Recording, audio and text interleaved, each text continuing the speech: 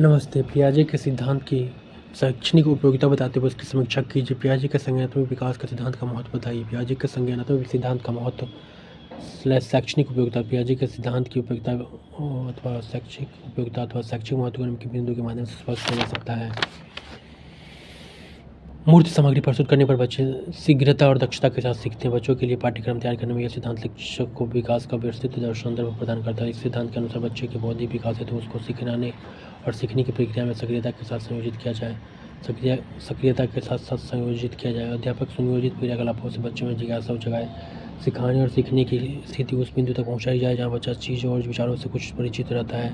कहानी सुनाना, कविता पाठ, गीत गाना जैसे बहुत से संज्ञानात्मक क्रियाकलापों को एक व्यवस्थित तरीके से कार्यक्रम में सम्मिलित किया जाए। व्यवस्था की आंतरिक सामंजस्य को विकसित करने में बच्चों की सहायता की जाए। यदि बच्चे को प्रारंभिक वर्षों में समुचित रूप से विस्तृत इंद्रिक और चेतना अनुभव नहीं होने दिया जाता तो उसका विकास अवरुद्ध हो जाता है।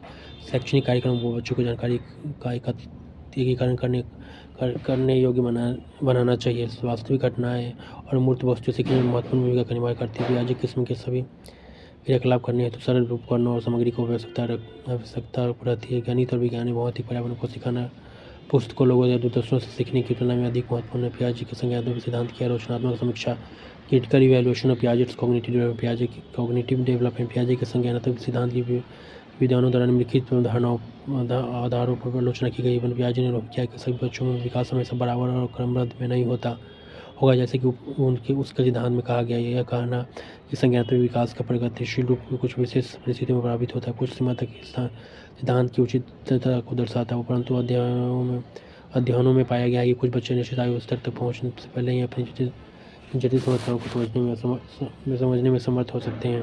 पियाजे का सिद्धांत एक समान क्षेत्र में उपयुक्त है जहाँ संज्ञानात्मक परिपक्वता जैसे गणित, तर्क शक्ति, भाषा और भौतिक विज्ञान की जानकारी विभिन्न आयु वर्गों के साथ आती है। समाज के अन्य क्षेत्रों में रहने वाले बच्चों के विकास की अनदेखी की गई है।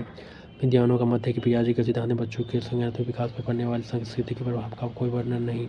पियाजे का मत है कि एक बालक विकास के विभिन्न स्तरों को पार करता हुआ अपने अंतिम चरण में पहुंचता है, जबकि बालक के विकास में सामाजिक, सांस्कृतिक, पर्यावरण की महत्वपूर्ण भूमिका होती है। सामाजिक अंतःक्रियाएं बालक को भी विश्वव्यापी ज्ञान देकर उसके संज्ञानात्मक विकास में वृद्धि करती है। इस दृष्टि से भी पियाजे का संज्ञानात्मक सिद्धांत तर्कसंगत नहीं है।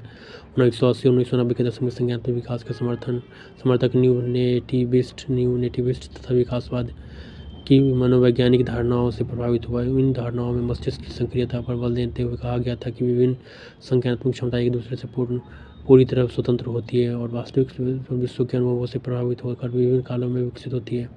इस तरह पियाजे के समर्थकों ने यह मान लिया कि किसी विशेष क्षेत्र के सिद्धांत का बालक के लिए आवश्यक है। इसे प्रायः आंतरिक ज्ञान को नॉलेज कहा जाता है।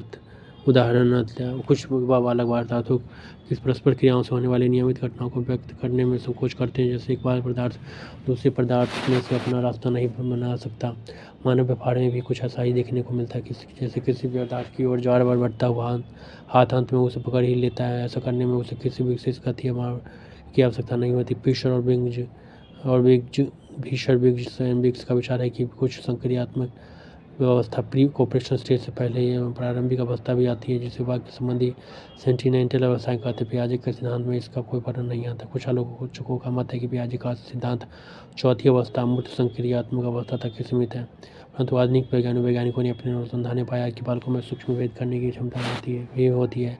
इन मनोवैज्ञानिकों ने इसे संज्ञानात्मक विकास की 5वीं अवस्था माना है और इसे उत्तर संक्रियात्मक अवस्था पोस्ट ऑपरेशनल स्टेज नाम दिया है।